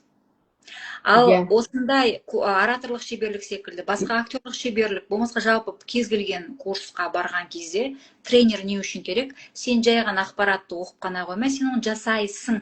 Онлайн болсын, офлайн болсын, сен по-любому жасатқызады, жасайсың. Көде байып қарағанда қамшылайды сені да. Ашындап келгенде бұл ақпараттың барлығы мен неден бассам болады деген кісілерге айтамын. Гуглда тұр ғой, барып ашып қарасайшы деймін да. бірақ ол қарамайды. Неге? Өйткені орта жоқ, тренер жоқ, Қолдайтын кісі жоқ. қолдайтын кісі жоқ. Қойшы, ертең-ертеңмен өзін сол қамшыламай жүре береді да. Сондықтан Сондықтан мен қалай 50-60-ға келіп қалғанын білмей қалады. Иә, сондықтан мен әрдайым айтамын, орта міндетті түрде болу керек, курстарға қатысу керек. Мен өзім де қаншама курстарға қатысқам, өзімнен жас кішілердің де онлайн болсын, офлайн болсын. Жалпы мына заманда дамытпасаң өзіңді, құрдымға кетесің. Рас. Бір нәрсе. Сондықтан айтсам, ғаламторда көп ақпарат. Менен де күшті айтатын тренерлер бар, орыстардан мықты, менен де керемет жеткізетін. Бірақ сен просто тыңдайсың, бірақ жасамайсың. Элементарно қазір мен уже 2-3 жаттығу беріп қойдым. Махамбет жатташы дедім. Элементарно өлең жатташы дедім. Бірақ өлең жаттайын ба? Қойшы, соны жаттау міндетті ма деп отырмыз да. Сен осы апта 20 мақалматы жаттаймын деп өз-өзіңе сөз берші. Болды, мен сөз беремін өз-өзіме. Бірақ сіз жасайсыз, өйткені марафон адамсыз. Ештеңемен шаруасы жоқ, әлі өзін дамытпаған адам үшін аптасына 20 мақал жаттау, және оны біреу, жаттадың ба, жаттасашы деп тұратын адам болмаса, ол жаттамайды ол ешқашан. Күйбең тірлікпен кете береді. Үй тірлік, бала шаға, тірлік жұмыс, ойбай кредит жабу, ипотека жабу керек деген сияқты. Менің айтпағым, әлгі тренажерный залға барады, бірақ тренермен жұмыс дегенде ғана біздің денеміздің әдемі рельеф 90-60-90 боламыз. Тренерсіз 90-60-90 шығара алмаймыз. Неге? Өйткені тренер, сен мына жеріңе аяғыңа былай жасау керек, қолыңа былай жасау керек, саған бүгін мына тамақ ішу керек деп саған қарап, индивидуально айтып тұрады. Тура солай. Элементарно. Мен көп сөйлейтін қыз келсе айтамын, жан, сен сөзін сәл ақырын азайт және сөздерін нақтыла, бар ондай. Студенттерім арасы Сымбат деген қыз болды. Тез сөйлейді, дебатер қыз. Тез сөйлейді, тез сөйлейді. Сымбат жаным, ақырын сөйле. Сен дебатта емессің, сен обычный өмірдесің. Ол да ақырын сөйлей бастайды. То есть әр адаммен индивидуально жұмыс істей бастаған кезде түсінеді, кімге не керек деген сияқты. Сондықтан ізденем, үйренем дейтін адамға, ғаламторға, окей, вот ғаламторда өте көп ақпарат. Ал егер жоқ, шын нәтиже керек десе, менде я не дисциплинированный человек, маған орта керек, маған чат керек, маған тренер керек, мені қамшылап тұрған адам керек десе, онда курсқа қатысу керек деп ойлаймын. Өте дұрыс айтасың. Потому что бізде де жазудың құдіреті марафонында да тура бұл информация ютубта да, гуглда да тола негізінде. Бірақ мен сол моментте бердім ба, 24 сағаттың ішінде маған жасайсың, жазасың, и соны маған фото, видео отчет жібересің. Вот сол кезде ғана оларда результат болады да. Вот. Мен штраф салдым. Келесі сабаққа қаласам, ескерту беремін да, 4-ші автоматически чаттан шығарып тастаймын ше. Маған ұнамайтын, мені базылдатып сөйлете беретін, жексұрын қуатын адам керек емес деймін. Енді өзіне керек. Тем более жаңағы мен кейде ауыр сөздер айтып қоямын. Амал жоқ. Сүйіктен өткіземіз. Өйткені мен үшін емес, саған керек деймін да. Нәтиже керек қой, Тем более еңбек ақысын алып тұрғаннан кейін аны күйіп кетпесінші, жасаса екен, кішкентай болса да результатқа жетсе, ол өзіне, мен жеттім ғой, молодец. Мен, оказывается, менде қолымнан келеді екен ғой деген адамда сенімділік пайда болады да. Ары қарай өзі қалай күшті қадамдар жасаған өзі де білмей қалады. Одан бөлек мәселе, мен әр адамнан алған оқытқан дүние қаражатты да мен кәдімгідей так, до конца жұмыс істеуім керек, осы нәтиже шығаруым керек, оңай емес. Ол ақша алып жұмыс істегеннен кейін, өзіміз жұмыста да бастықтар болып жұмыс істегенде де бәрібір жауапкершілік болу керек қой. И как попало, де қарағым келмейді екен. Мына жақта курсты аламын, аяғына дейін жетпейді, себебі неден екен? Сәлеметсіз бе, Үміт? Сәлем. Үміт, қалай жадыңыз? Неден? Өзіңіз әлі дайын емес шығар сол аяғына дейін жеткізуге, немесе ол курс сізге әлі қажет жоқ, сіз нақты өзіңізге не қажет екен біліп алуыңыз шарт. Өзіңізге не қажет соны біліңізші, ол курс нақты керек па сізге сол моментте. Біз кейде эмоциямен алып қойып жатырмыз. Олар жасаса, значит, менде келеді деген. Менде де болған ондай, менде талай рет болған ондай. Ой, айтсаңыз құдай, бір ютубтың бір несін алған едім сабағын, пәленбаймынға айтпай ақ қойын. 2 жыл тұрды сохраненный болып. Сол менде YouTube, оказывается, не мое. Вот менде де онлайн деген нәрсе әрине көбіне көп офлайн болған жақсы, бірақ білесіз ба, өте өз-өзін дамытқан істеймін деген адамға онлайн бәрі өтеді, бәрі де өтеді. Мен де мәселен Камаладин университетінде мына жерде студенттерім отыр ғой. Мен ойлайтын, блин, онлайн қалай ол, офлайн күшті, онлайн вряд ли. Жасады. Бір-ақ аптаның ішінде кәдімгідей кішігірім нәтиже жасап, әлі күнге мен инстаграмды көріп, мен үшін Лаура апай деп жүрген қаншама студенттер бар. Егер оларда нәтиже болмаса, олар мен инстаграмда отырмайды, Лаура апай деп менен көмек сұрамайды, ештеңе кеңес сұрамайды. Значит, оларда бір какой-то ішінде бір щелчок болды бір аптаның ішінде, әлі күнге сол заттарды жасайды деген сөз. Понимаете? Иә. Енді сіз мына жақтан да отчет сұрайтын шығарсыз мүмкін онлайнда да? Обязательно. Ох, айттым ғой мен өте талапшыл, өте қатал адаммын, не по годам. Мен сияқты екенсіз онда. Тура осы моментте мен айтқым келіп тұрды андай. Лаура ханым екеумізден бір құралған күшті бір жаңалық бар деп айтқым келеді.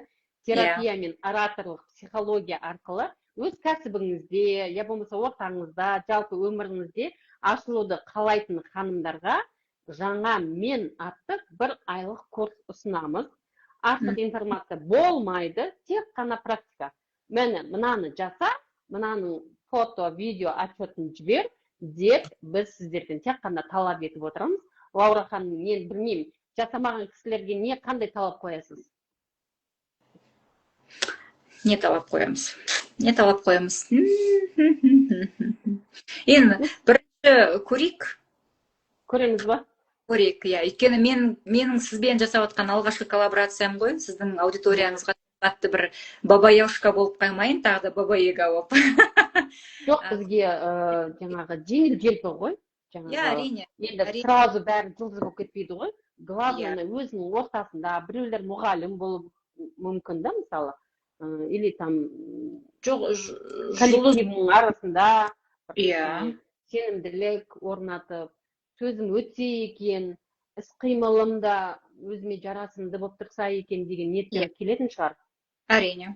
Иә, сол кісілерге бір демеу болсын, бір инсайт болсын деген ниетпен ғой барлығы. Иә, әрине. Мына жақта не жасау керек сонда дейді. Найля ағам, сіз номер қалдырасыз ба, сізге дайректке жазу керек па? Не жасау керек насчет курса да? Маған қазір бір минут, маған дайректке шығып, қазір телефонымда өшіп қала берді ғой. Осы эфирден кейін дайректке жаңа мен деп жазсаңыз, толық ақпаратты мен жіберемін сіздерге. Менің дайректіме жазасыздар, жаңа мен деп, и сол ақпараттарды мен сіздерге толықтай түсіндіріп айтамын, қалай болады, бағасы қандай болатынын, и бір айлық курсты өткізіп алмаңыздар. Бұл жерде жалғыз ораторлық не емес, психология емес, бұл жерде и плюс трансформация, бейсаналық түрде өз-өзіңіздің өмірге деген көз қарасыңызды өзгерту. Марафон плюс курс қой, бағып қарағанда фрирайтинг деген техникалар бар. Жазу арқылы өзіңіз мақсатыңызды орындалмай жүрсіз, не болып жатыр, не қойды. Мәселен, менде де болған, бастаймын, бағана фрирайтинг деген техникалар бір 21 күн қатарынан бірінші жазу керек па, келем 7 күнде тастап кетемін деген сияқты. Міне сондай бастап аяғына жеткізбейтін адамдар үшін осы Найля ханымның марафоны өте қажет, өте керек дүние. Күніге кәдімгідей 21 күн обратный связь міндетті түрде болады, аптасына 1 рет міндетті түрде бұл кісі прямой эфир жүргізеді, және соның арасында аптасына 2 рет менің ораторлық шеберлік сабағым болады. Кімде қандай запрос бар, сол бойынша жұмыс істеуге де болады. Егер аудиторияның жалпы аудитория жиналған адамның ішінде бір запрос болса, дауысқа қатысты, сөзге қатысты, денеме, харизмам, жалпы қозғала алмаймын, қатып қалам, денем дірілдейді, қолым терлейді, халықтың алдына шыққанда көзім жыпылықтата берем, бетім қызара берем деген нәрселер болса, сол бойынша жұмыс істей беруге болады. То есть запросқа байланысты. Әрине, мендегі бірақ бір айлық курсқа марафонмен қатарласып алып келгенде, ол марафонда сізде шығады да, не қандай запрос деген сияқты. Сол кезде ораторлық шеберліктің 1-2 дүниесін сіздерге үйретемін, көрсетемін міндетті түрде. Алғашқы коллаборация болғаннан кейін қыздар, жігіттер аса қымбат емес. Бұл алғашқы дүние, сондықтан кез келген дүниенің, заттың, нәрсенің, Найля, біріншісі қызық қой. тәтті, әдемі, дәмді. Қазір шын айтсам, мен өзімді сасқалақтап, қорқақтап тұрмын ше. Жоқ, вообще уайымдамаңыз. Чүнки мынандай запроспен келуге бола ма? Именно сіздің курсыңызға, Аха. екеуміздің коллаборациямызға, күйеуіммен отношениямды жөндегім келеді деген. Енді мен психолог емеспін, тағы да айтамын. Ол күйеумен отношенияны жөндеу деген ол психологқа баратын дүние. Бірақ мен күйеумен сөйлескенде дауысым дірілдейді, көзімді сөйлей алмаймын, сөйлей алмай қаламын. Не айталым білмей қалам, басын қалай бастаймын, сөзімді қалай аяқтаймын деген нәрсені үйретуге болады. Ал бірақ дәл екеуінің ортасындағы отношенияға ол психолог. Көбінесе байқайсыз ба, ер адамдар әйелді басып тастайды ғой. Білмеймін, несімен басып тастайтын. Сол кезде әйел өзінің басын көтеріп, жоқ, мен де бір тұлғамын, мен де бір адаммын, менің де өзімнің жеке ойым бар, сөзім бар деп өзінің дауысын шығара білу. Ол өнер ма, әлде батылдық па, не ол? Соған көмектесе аласыз ба деп? Кез келген нәрсе психологиядан келіп басталады да, тіреледі. Кез келген дүние психология, екен психология ол жан тану, адамның жанын танитын дүние. Менде де негізі ораторлық шеберлік деп атаймын, бірақ негізі менде ораторлық психология. Яғни маған келеді бағанағыдай әртүрлі запроспен, әр адам ағзасы әртүрлі дегендей, әртүрлі запрос келген кезде менде де подход әртүрлі болады. Кейде болады психологиялық сондай бір нелер жасап жіберетін кездерім болады. Керек болып жатса бағанағы ойбай құдай не дейтін еді. Разборлар жасап жіберетін кездерім болады да. Неге, мәселен, сіз айтып тұрғандай, күйеуің бас бастайды, неге күйеуіңіз бас бастайды? Бәлкім сондай кезінде сізді біреу басқан шығар, басып тастаған шығар, и он вас зеркалит деген сияқты. Наверное, сондай бір... Вот сондай моменттерін алып келу керек та, бірақ барып алып, сен күйеуіңе былай айт, ол А десе сен Б де, ол С десе сен Д де деп, мен олай нәрсе үйрете алмаймын әрине. Мен жай ғана сенімділікті үйретем, қалай сөйлеу керек, дауысты қалай шығару керек, қалай сөйлеген кезде желательно дауыстың дірілдемей, дененің дірілдеуіне арналған дірілдеу құртатын жаттығулары бар мәселен. Дірілдемей сөйлеуге, жылап қалмай сөйлеуге элементарно да. Мен жылап қалам ұрысқан кезде, неғып екенін білмеймін, честно. Ұрыса алмаймын елдермен ше. Значит, сізге ұрсудың қажет жоқ деген сөз. Ұрысқан кезде де карма, энергия құртылады ғой, деп айтады ғой, білмеймін ғой. Сол жалпы менде бір студентім болған, осы UIB-де былтыр ғана оқыды. Сабақты айтып бастаса, сол ораторлық шеберліктен жылап қалғысы келіп, жылағым келіп тұр болды. Сол курстың соңына қарай, енді бізде университетте академиялық 4 ай ғой, енді 15 апталық. Соң айтады, Лаура апа, мен уже әңгіме айтсам, жылағым келмей қапты дейді. Ол дененің дірілін құртамыз, дауысқа қатысты жаттығулар, кейде всплеск энергии прям шығарып алып қайтадан әңгіме айтқан кезде ол жұмыс істелетін нәрсе ғой. Бірақ бәрі көп психология келіп тұрады. Егер психологпен жұмыс істеп, сосын барып маған келіп, әрмен қарай жұмыс істеген, вообще вау болады. Керемет, иә. Әркез әрқалай.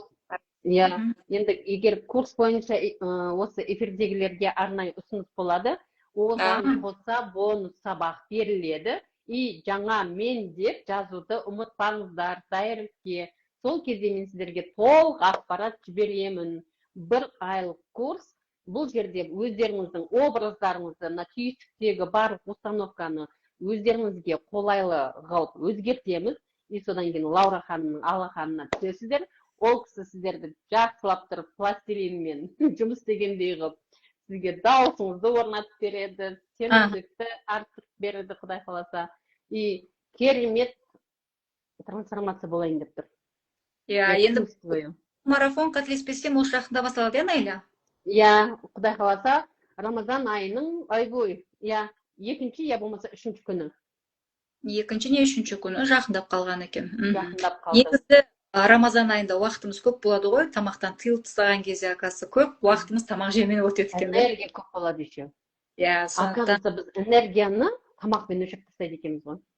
Да. Тамақ ішпеген кезде, енді ол 3-ші күннен кейін байқалады да адамның денесінде. Иә, алғашқы 3-ші күн, 3 күн адам қиналады, өзінің нәпсімен күреседі, организм подстраивается дегендей. 4-ші күннен бастап уже легкая болып жүресің. И тура сол моментте еще жаңа біздің жаттығуларды жасайды.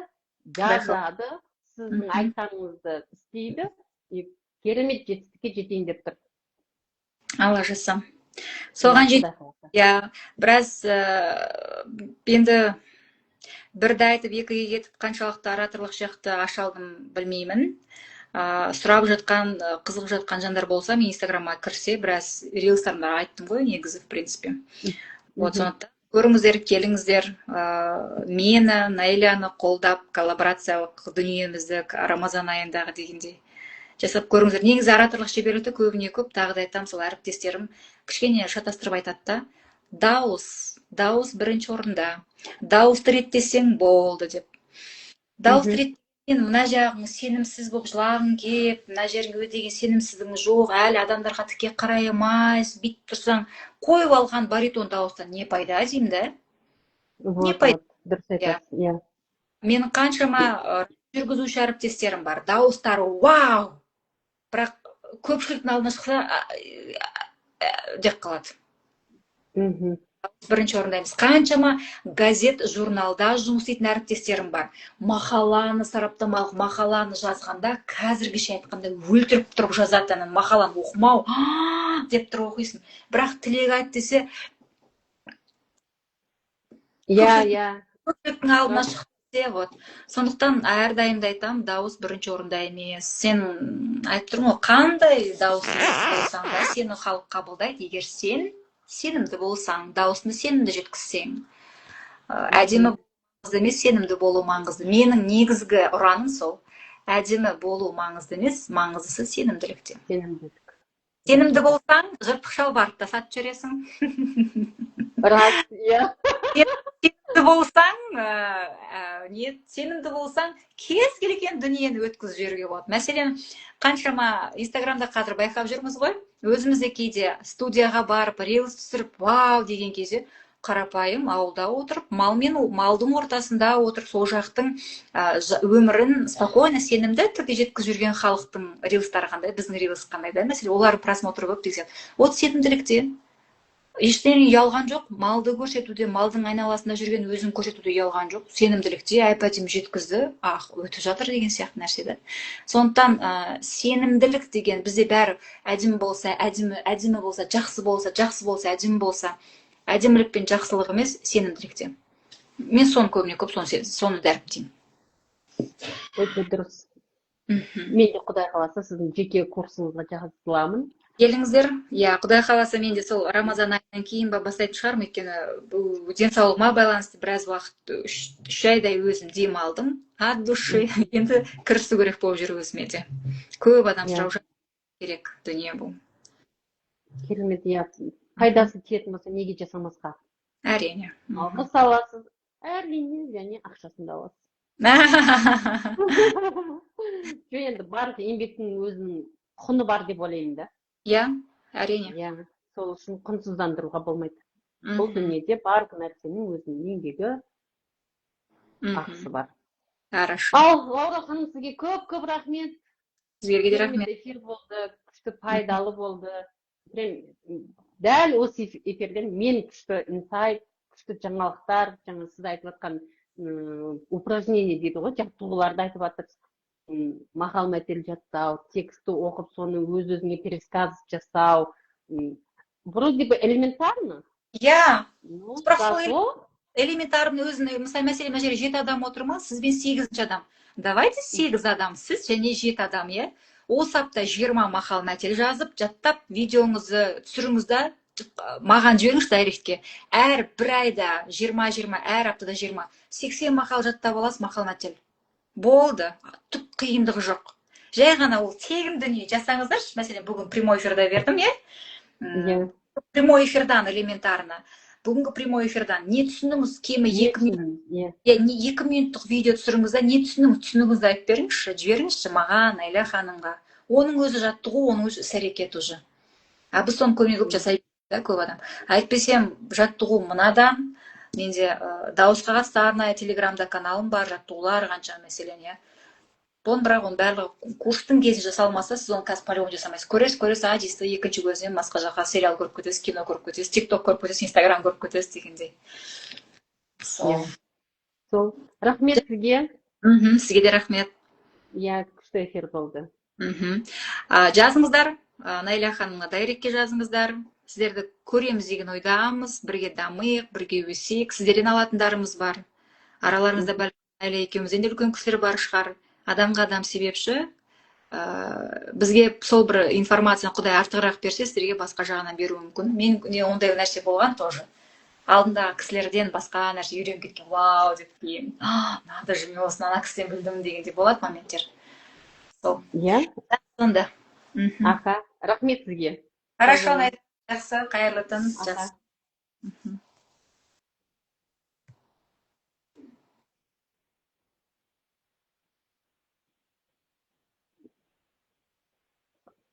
Ал, құрметті достар, Лаура ханыммен күшті бүгін эфир өткіздік. Екеуміз енді бірігіп, Құдай қаласа, Рамазан айының 2-ші, я болмаса 3-ші күні басталатын жаңа мен курсына шақырамын. Ол жерде жалғыз менің ғана тапсырмаларым емес, Лаура ханымның өзінің жеке тапсырмалары болады. Дауыс қою, сенімділікті орнату, қалай дірілдемей сөйлеу, өз-өзіңді көрсете білу, қалай дұрыс сөйлеу керек. Сондай шеберлікке үйретеді. Сол үшін менің дайректіме жаңа мен деп жазсаңыз, дәл осы эфирден келген достарға, подписчиктерге ерекше сыйлығым бар. Яғни қосымша курстарым бар, соларды, видеоларды жіберемін. Ал, қайырлы түн болсын.